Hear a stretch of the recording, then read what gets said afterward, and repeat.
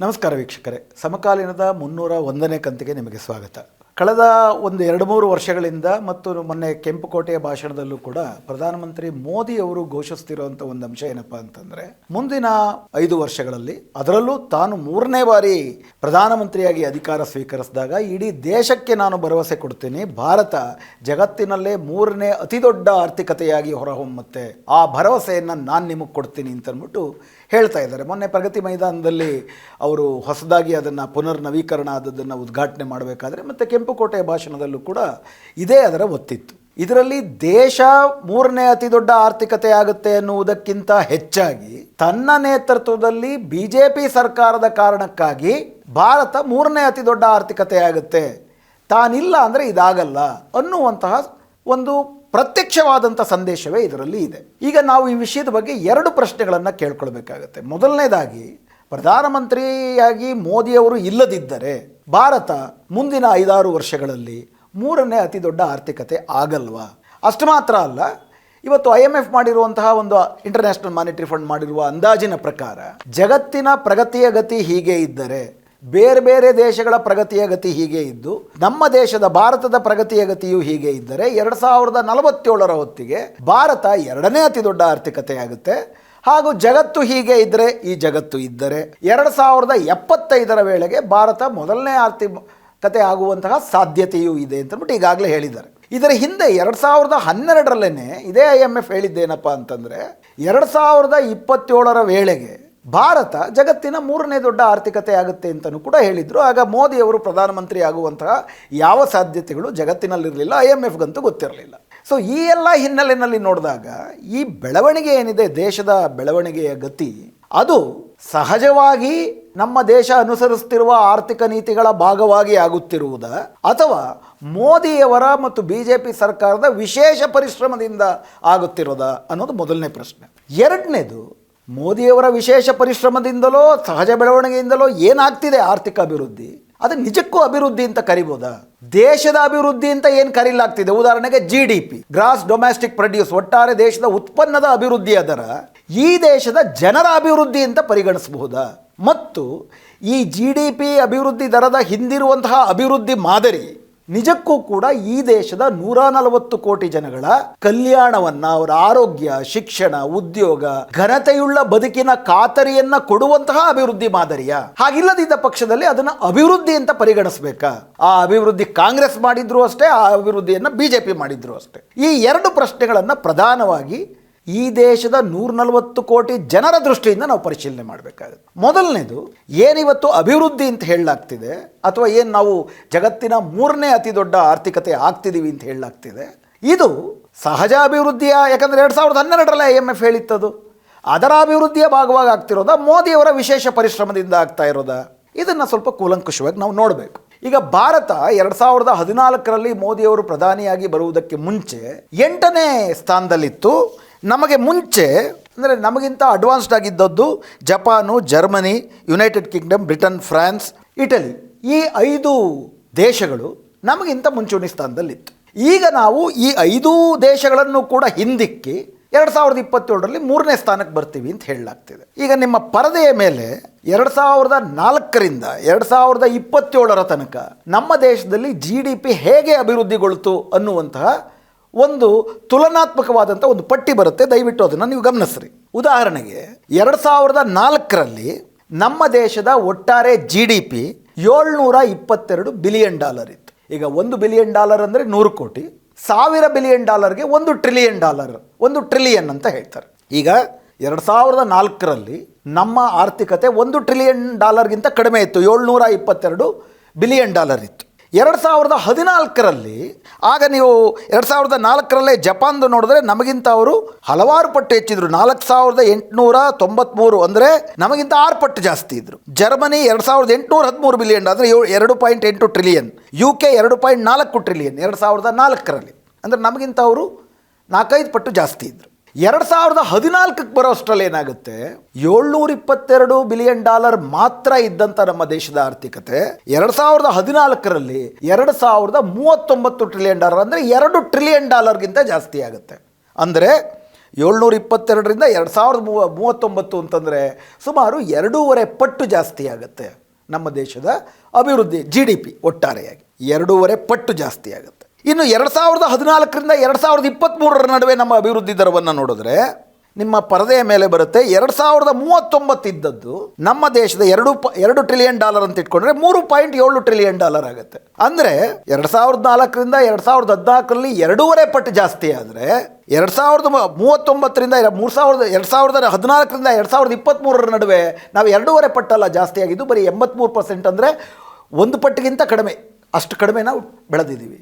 ಅಂದರೆ 2014ರಿಂದ 2014 ನಡುವೆ ಯಾವ ವೇಗದಲ್ಲಿ ನಮ್ಮ GDP ಬೆಳೀತೋ ಅವಾಗ 8% ಗ್ರೋತ್ ರೇಟ್ ಅಂತೆಲ್ಲ ಕರಿತಾ ಇದ್ದರು. ಆ ವೇಗದಲ್ಲಿ ಬೆಳೆದಿಲ್ಲ 2014-2023ರಲ್ಲಿ. GDP ಗ್ರೋತ್ ರೇಟ್ನೇ ಇಟ್ಕೊಂಡು ನಾವು ಮಾತಾಡೋದಾದರೆ 2015ರಿಂದ ನಿರಂತರವಾಗಿ ನಮ್ಮ GDP, ಅದರ ಹಿಂದೆ 2008ರಿಂದ ನೀವು ನೋಡಿದ್ರೆ ಸರಾಸರಿ 7ರಿಂದ 8% ಗ್ರೋತ್ ರೇಟು.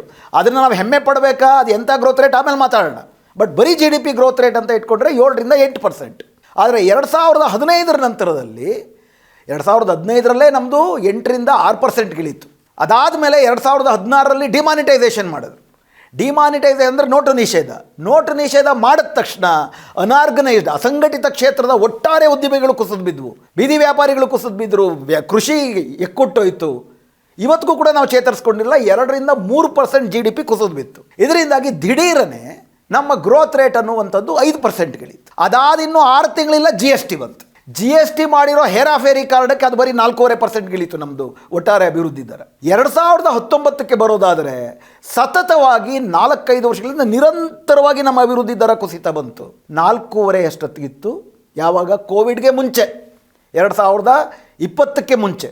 2020-21ರಲ್ಲಂತೂ ಅಭಿವೃದ್ಧಿ ಬಿಡ್ರಿ ಇದ್ದಿದ್ದು ಕೂಡ ಕುಸಿತು. ಸುಮಾರು 27% ಕಾಂಟ್ರಾಕ್ಷನ್ ಆಯಿತು ಅಂತ ಹೇಳ್ತಾರೆ ಅವಾಗ. ಅಂದರೆ ಮೋದಿಯವರ ಅವಧಿನಲ್ಲಿ ನಮ್ಮ GDP ಅಭಿವೃದ್ಧಿ ದರ ಮೋದಿ ಪೂರ್ವದ UPA ಅವಧಿಗೆ ಹೋಲಿಸಿದ್ರೆ ಅಭಿವೃದ್ಧಿಯ ವೇಗದ ದರ ಮೊದಲಿಗಿಂತ ಕುಸಿತ ಬಂದಿದ್ದು ಮಾತ್ರ ಅಲ್ಲ, ಅದಕ್ಕೆ ಪ್ರಧಾನವಾದಂಥ ಕಾರಣ ಮೋದಿಯವರ ಆರ್ಥಿಕ ನೀತಿಗಳು. ನಾನು ಹೇಳ್ತಿರೋದು ಕೋವಿಡ್ಗೆ ಮುಂಚೆ. ಕೋವಿಡ್ ಮೋದಿಯವರ ಕೈನಲ್ಲಿಲ್ಲ ಬಿಟ್ಟಾಕಣ, ಬಟ್ ಲಾಕ್ಡೌನ್ ಮಾಡದೇ ಇರೋದು ಅವ್ರ ಕೈನಲ್ಲಿತ್ತು. ಯಾವುದೇ ಪೂರ್ವಾಪರ ವಿವೇಚನೆ ಇಲ್ಲದಂಥ ಮಾಡಿದಂಥ ಲಾಕ್ಡೌನು ಕೂಡ ಒಟ್ಟಾರೆ ನಮ್ಮ ಆರ್ಥಿಕತೆಯನ್ನು ಕುಸಿದು ಬಿತ್ತು. ಒಟ್ಟಾರೆ ಡಿಮಾನಿಟೈಸೇಷನ್ನು, GST, ಲಾಕ್ಡೌನ್ ಇವೆಲ್ಲವೂ ಕೂಡ ಮೋದಿ ಸರ್ಕಾರ ಸೃಷ್ಟಿ ಮಾಡಿದಂಥ ಅವಘಡಗಳು. ಅದರಿಂದಾಗಿ ನಮ್ಮ GDP ಗ್ರೋತ್ ರೇಟ್ ಕುಸಿದು ಬಿತ್ತು.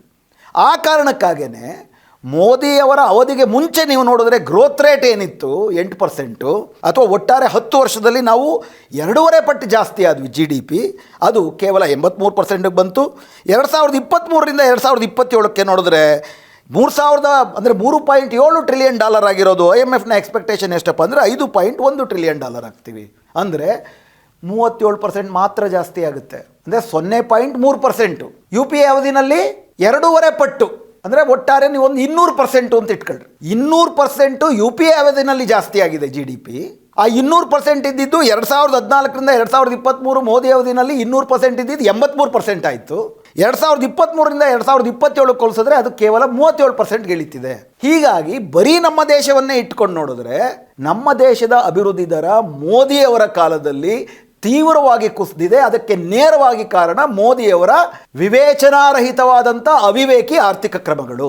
ಆದರೆ ವಿಷಯ ಏನಪ್ಪ ಅಂದರೆ ಇಷ್ಟು ಇದ್ದರೂ ಕೂಡ ಭಾರತ 3ನೇ ಸ್ಥಾನಕ್ಕೆ ಬರುತ್ತೆ. ಭಾರತ 2027ರಲ್ಲಿ Japan, Germany, UK, France, Italy ಎಲ್ಲವನ್ನೂ ಹಿಂದಾಕಿ 3ನೇ ಸ್ಥಾನಕ್ಕೆ ಬರುತ್ತೆ. ಹಾಗಾದ್ರೆ ಏನಿದು ಪವಾಡ ಏನಪ್ಪ ಅಂತಂದರೆ, ಇತರ ದೇಶಗಳಿಗೆ ಹೋಲಿಸ್ಬೇಕಾದ್ರೆ ನಿಮ್ಮ ಅಭಿವೃದ್ಧಿ ದರ ಕಡಿಮೆ ಇರ್ಬೋದು, ಬೇರೆ ದೇಶಗಳ ಅಭಿವೃದ್ಧಿ ದರ ನಿಮಗಿಂತ ಕಡಿಮೆ ಇದ್ದರೆ ನೀವು ಅವ್ರಿಗಿಂತ ಮುಂದಿರ್ತೀರಿ, ಅಷ್ಟೇ ಅದರ ಸಾರಾಂಶ.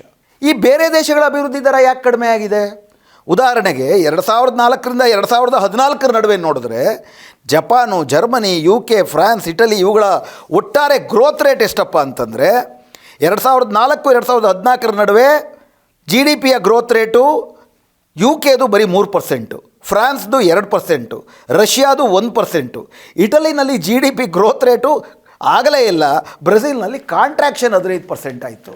ಇದಕ್ಕೆ ಪ್ರಧಾನವಾದಂಥ ಕಾರಣ ಏನಪ್ಪ ಅಂತಂದರೆ, ಇದರಲ್ಲೂ ಯುರೋಪಿನ ಈ ದೇಶಗಳು ಮತ್ತು ಬ್ರೆಜಿಲ್ ಇವುಗಳು ಅತ್ಯಂತ ದೊಡ್ಡ ಮಟ್ಟದಲ್ಲಿ ಆರ್ಥಿಕ ಕುಸಿತವನ್ನು ಕಾಣುವುದಕ್ಕೆ ಕಾರಣ ಏನಪ್ಪ ಅಂದರೆ 2008ರಲ್ಲಿ ಇಡೀ ಜಗತ್ತನ್ನೇ ಆವರಿಸಿದಂಥ ಹಣಕಾಸು ಬಿಕ್ಕಟ್ಟು, ಅಮೇರಿಕದಲ್ಲಿ ಶುರುವಾದಂಥ ಆ ದೊಡ್ಡ ಆರ್ಥಿಕ ಕುಸಿತ, ಹಣಕಾಸು ಎಕಾನಮಿ ಏನಿದೆ ಅದೇನೊಂದು ಅಮೇರಿಕಾದಿಂದ ಪ್ರಾರಂಭವಾದಂಥ ಆ ಮಾರ್ಟ್ಗೇಜ್ ಕ್ರೈಸಿಸ್ ಅಂತ ಏನು ಕರೀತಾರೆ, ಅದಕ್ಕೆ ಬ್ಯಾಂಕ್ಗಳು ಸಾಲ ಕೊಟ್ಟಿದ್ವು, ಸಾಲ ಕೊಟ್ಟು ಬ್ಯಾಂಕ್ಗಳು ಕುಸಿದು ಬಿದ್ವು, ಆ ಬ್ಯಾಂಕ್ಗಳನ್ನ ಆಧರಿಸಿದಂಥ ಗ್ರಾಹಕರು ಕುಸಿದು ಬಿದ್ದರು, ಅದರಿಂದ ಸಾಲ ಇಸ್ಕೊಂಡಂಥ ದೇಶಗಳು ಕುಸಿದು ಬಿದ್ವು. ಹೀಗಾಗಿ ಅದೊಂಥರ ಚೈನ್ ಎಫೆಕ್ಟ್ ಆಗಿ ಯಾವ್ಯಾವ ದೇಶದ ಹಣಕಾಸು ಆರ್ಥಿಕತೆ, ವಿಶೇಷವಾಗಿ ಬ್ಯಾಂಕು ಮತ್ತು ನಾನ್ ಬ್ಯಾಂಕಿಂಗ್ ಸೆಕ್ಟರು ಸಂಪೂರ್ಣವಾಗಿ ಪ್ರೈವೇಟೈಸ್ ಆಗಿತ್ತು ಮತ್ತು ಗ್ಲೋಬಲೈಸ್ ಆಗಿತ್ತು. ಅಂದರೆ ವ್ಯವಹಾರಗಳು ಖಾಸಗೀಕರಣಗೊಂಡು ಬ್ಯಾಂಕಿನ ವ್ಯವಹಾರಗಳು ಜಾಗತೀಕರಣಗೊಂಡಿತ್ತು. ಈ ಜಾಗತಿಕ ಬಿಕ್ಕಟ್ಟಿಗೆ ಬಹಳ ಬೇಗ ಪಕ್ಕಾಗಿ ಆ ದೇಶಗಳ ಆರ್ಥಿಕತೆ ದಿವಾಳಿ ಎದ್ದೋದು. ನಮ್ಮ ದೇಶದಲ್ಲಿ ಈ ಹಣಕಾಸು ಆರ್ಥಿಕ ವ್ಯವಸ್ಥೆಯ ಬಿಕ್ಕಟ್ಟು ಅಷ್ಟಾಗಲಿಲ್ಲ. ಅದಕ್ಕೆ ಏಕೈಕ ಕಾರಣ ಏನಪ್ಪ ಅಂತಂದರೆ ನಮ್ಮ ಫೈನಾನ್ಷಿಯಲ್ ಸೆಕ್ಟರ್, ಹಣಕಾಸು ವಲಯ ಅಷ್ಟರ ಮಟ್ಟಿಗೆ 2008ರ ವೇಳೆಗೆ ಇವತ್ತಾಗಿರೋಷ್ಟು ಖಾಸಗೀಕರಣವೂಗೊಂಡಿರಲಿಲ್ಲ, ಗ್ಲೋಬಲೈಸ್ ಕೂಡ ಆಗಿರಲಿಲ್ಲ. ಹೀಗಾಗಿ ಜಾಗತಿಕ ಮಟ್ಟದಲ್ಲಿ ಬಂದಂಥ ಆ ಬಿಕ್ಕಟ್ಟು ಯಾರ್ಯಾರು ಜಾಗತೀಕರಣಕ್ಕೆ ತೆಕ್ಕೊಂಡಿದ್ರೋ, ಯಾರ್ಯಾರು ಖಾಸಗೀಕರಣಕ್ಕೆ ತೆಕ್ಕೊಂಡಿದ್ರೋ ಆ ದೇಶಗಳನ್ನ ಸರ್ವನಾಶ ಮಾಡ್ದಂಗೆ ನಮ್ಮನ್ನದು ಮಾಡಲಿಲ್ಲ.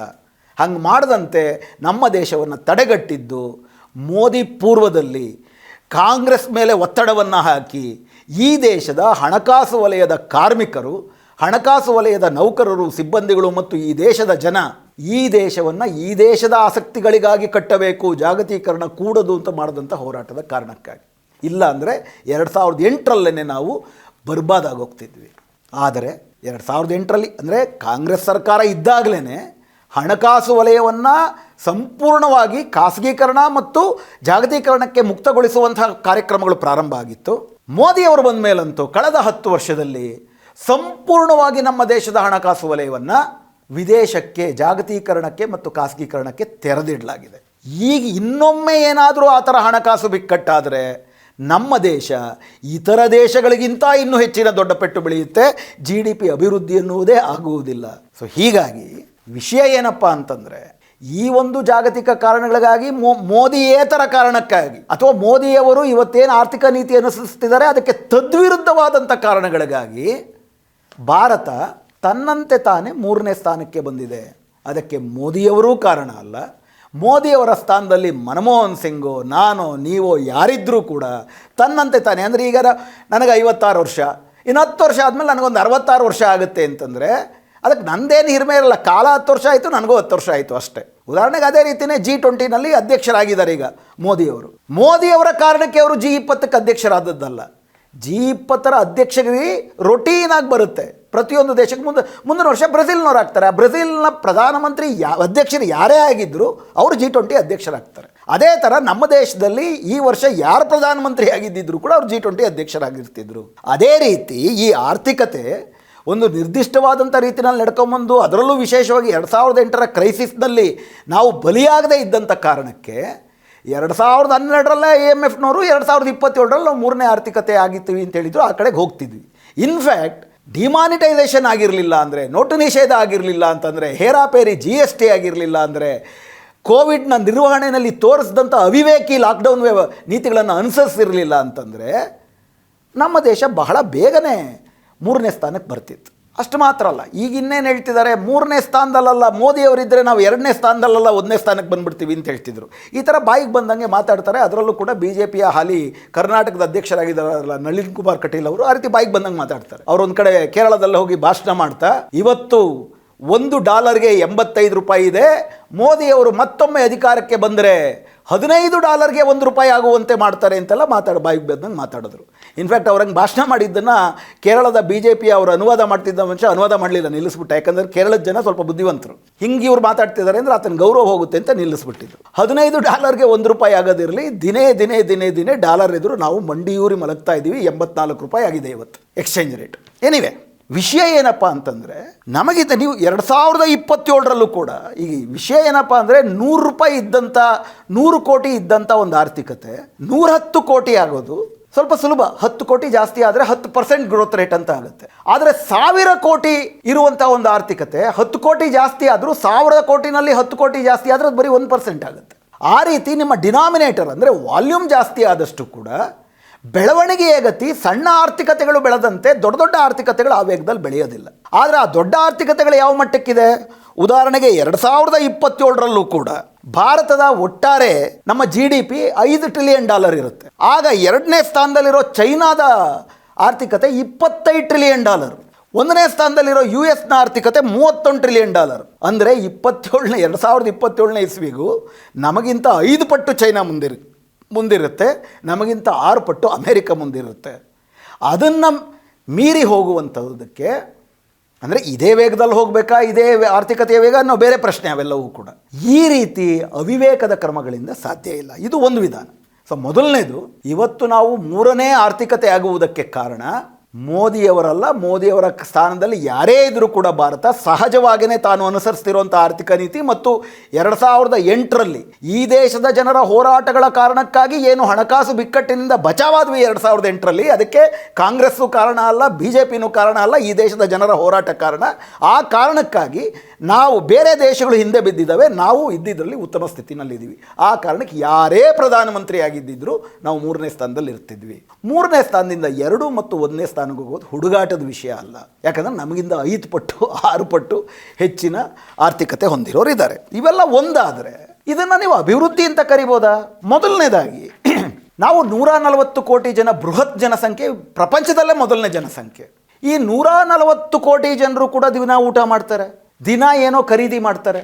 ಇದರಲ್ಲೊಂದು 20-30 ಕೋಟಿ ಜನ ಮಿಡ್ಲ್ ಕ್ಲಾಸ್ ಜನ ಇದ್ದಾರೆ. ಅವರೊಂದು 20-30 ಕೋಟಿ ಅಂತಂದರೆ ಇಡೀ ಯುರೋಪಿನ ಜನಸಂಖ್ಯೆ. ಹಂಗೆ ನೋಡೋದಾದರೆ ಮಿಕ್ಕಿದ ಯುರೋಪಿನ ದೇಶಗಳು, ಈಗ UK, ಪಾಕಿ ಅವುಗಳೆಲ್ಲ ಹಿಡಿದ್ರೆ 3 ಕೋಟಿ 4 ಕೋಟಿ 5 ಕೋಟಿ. ನಮ್ಮ ಉತ್ತರ ಪ್ರದೇಶವೇ ಯುರೋಪಿನ ಹಲವಾರು ದೇಶಗಳಿಗಿಂತ ದೊಡ್ಡ ದೊಡ್ಡ ದೇಶಗಳಾಗಿರ್ತವೆ. ಅಂದರೆ ನಮ್ಮ ಗ್ರಾಹಕರು, ಈ ದೇಶದ ಖರೀದಿ ಮಾಡುವಂತಹ ಒಟ್ಟು ಮಾರುಕಟ್ಟೆ ವಿಶಾಲವಾದದ್ದು, ಬೃಹತ್ತಾದದ್ದು. ನಮ್ಮ ಆ ರೀತಿ ತಲಾವಾರು ಆದಾಯ ಕಡಿಮೆ ಇದ್ದರೂ ನಮ್ಮ ವಿಶಾಲತೆಯ ಕಾರಣಕ್ಕಾಗಿಯೇ ನಾವು 2ನೇದು 3ನೇದು ಆಗ್ಬಿಡ್ತೀವಿ ನಾವು. ಸೊ ಈ ಕಾರಣಕ್ಕಾಗಿ ಅದರಲ್ಲೂ ತನ್ನಂತೆ ತಾನೇ ದೊಡ್ಡ ಮಹತ್ವ ಇಲ್ಲ. ವಿಷಯ ಏನಪ್ಪ ಅಂದರೆ ಪರ್ ಕ್ಯಾಪಿಟಾ GDP ಎಷ್ಟು ಅನ್ನೋದು ತುಂಬ ಮುಖ್ಯವಾದಂಥ ಪ್ರಶ್ನೆ. ಅದರಲ್ಲಿ ಅಡಕವಾಗುತ್ತೆ ನಿಜಕ್ಕೂ ಕೂಡ ಅಭಿವೃದ್ಧಿಯ ದರ ಎಷ್ಟು ಅನ್ನೋಂಥದ್ದು. ನೀವು ಆ ರೀತಿ ಪರ್ ಕ್ಯಾಪಿಟಾ ಅಂದರೆ ನಿಮ್ಮ ಒಟ್ಟಾರೆ ನಿಮ್ಮ GDP ಹಾಗೂ ಅದನ್ನು ಜನಸಂಖ್ಯೆಯಿಂದ ಭಾಗಿಸಿದ್ರೆ ಎಷ್ಟಾಗುತ್ತೆ ತಲಾವಾರಿ GDP ಅನ್ನುವಂಥದ್ದು ನಿಮ್ಮ ನಿಜವಾದ ಪರಿಸ್ಥಿತಿ ಏನು ಅನ್ನೋದನ್ನು ಸೂಚಿಸುತ್ತೆ. ಉದಾಹರಣೆಗೆ ನಿಮ್ಮ ಪರದೆಯ ಮೇಲೆ ಬರುತ್ತೆ, 2025ರಲ್ಲಿ ನಮ್ಮ ಪರ್ ಕ್ಯಾಪಿಟಾ GDP ಎಷ್ಟಿರುತ್ತೆ?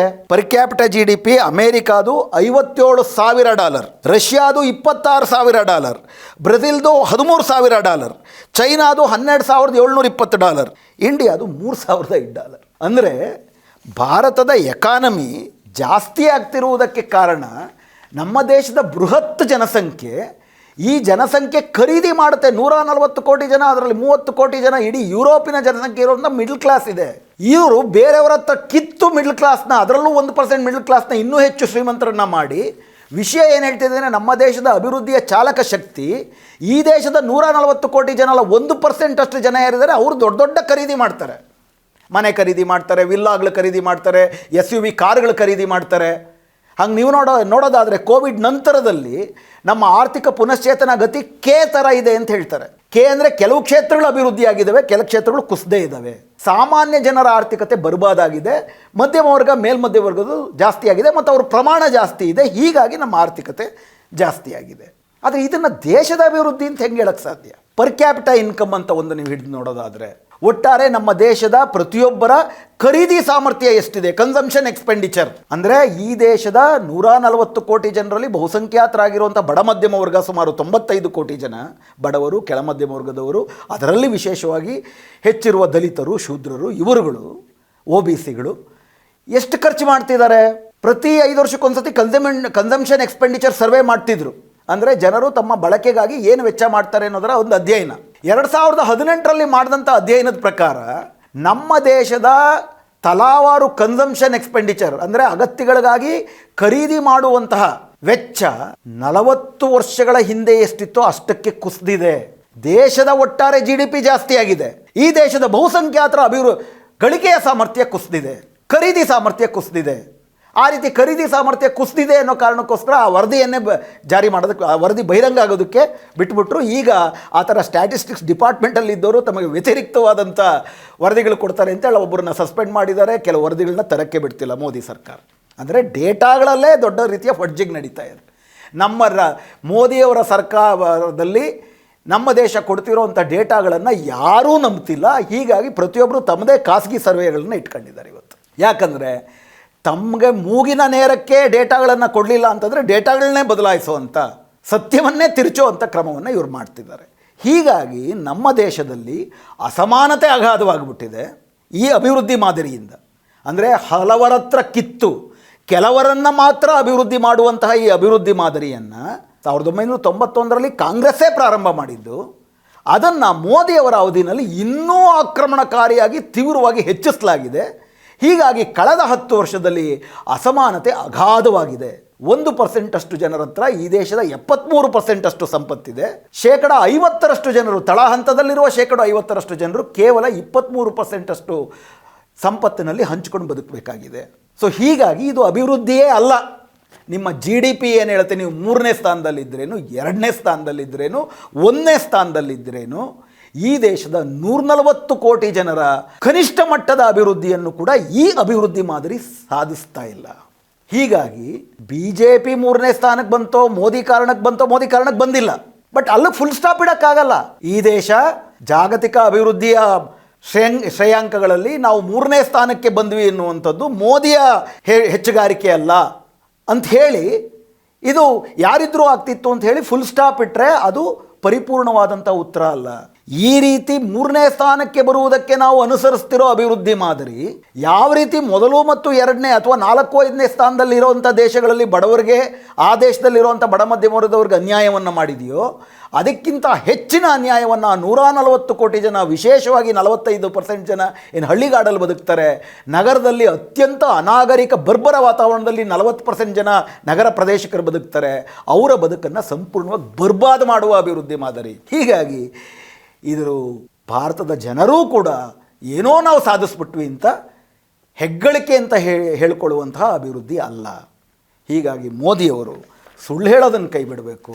ಹಾಗೂ ನಾವು ನಮ್ಮ ಜೋಬು ತೂತಾಗಿದ್ದರು, ನಮ್ಮ ಚಡ್ಡಿ ತೂತಾಗಿದ್ದರು, ನಮ್ಮ ಪಕ್ಕದಳ್ಳಿನಲ್ಲಿ ಇಂಟರ್ನ್ಯಾಷನಲ್ ಏರ್ಪೋರ್ಟ್ ಬಂದ್ಬಿಟ್ಟಿದೆ ಅಂತ ಅಂದ್ಬಿಟ್ಟು ಭ್ರಮಾತ್ಮಕವಾಗಿ ಖುಷಿ ಬೀಳೋದನ್ನು, ಅದನ್ನೇ ಏನೋ ಸಾಧನೆ ಅಂತ, ಬಸ್ ಚಾರ್ಜ್ಗೆ ನಮಗೆ ದುಡ್ಡು ಇರೋದಿಲ್ಲ, ಬೇರೆ ದೇಶಗಳಿಗೆ ಹೋಗೋದಕ್ಕೆ ಏರ್ಪೋರ್ಟ್ ಮಾಡಿದ್ದನ್ನು ನಾವು ಸಾಧನೆ ಅಂತ ಮಾಡೋದಿಲ್ಲ, ನನ್ನ ಜೋಬಲ್ಲಿ ಯಾಕೆ ದುಡ್ಡಿಲ್ಲ ಅನ್ನೋ ಪ್ರಶ್ನೆ ಕೇಳುವಂತಹ, ನನ್ನ ಜೋಬಿನಲ್ಲಿದ್ದಂಥ ದುಡ್ಡನ್ನು ಕಿತ್ತು ದೊಡ್ಡ ದೊಡ್ಡ ಏರ್ಪೋರ್ಟ್ಗಳನ್ನ ಮಾಡುವಂಥ ಈ ಆರ್ಥಿಕ ವ್ಯವಸ್ಥೆ ಏನಿದೆ ಅದನ್ನು ಪ್ರಶ್ನಿಸುವಂತಹ ಪ್ರಜ್ಞೆಯನ್ನು ನಾವು ಇನ್ನೂ ವಿಶ್ಲೇಷಣಾತ್ಮಕವಾಗಿ ಬೆಳೆಸ್ಕೊಳ್ಬೇಕು. ಆಗ ಮಾತ್ರ ಈ ದೇಶವನ್ನು ನಿಜವಾದ ದೇಶಭಕ್ತಿಯಿಂದ ನೋಡೋದಕ್ಕೆ ಸಾಧ್ಯ ಆಗುತ್ತೆ ಅಂತ ನನಗನ್ಸುತ್ತೆ. ತಮಗೇನಿಸುತ್ತೆ ತಿಳಿಸಿ. ನಮಸ್ಕಾರ.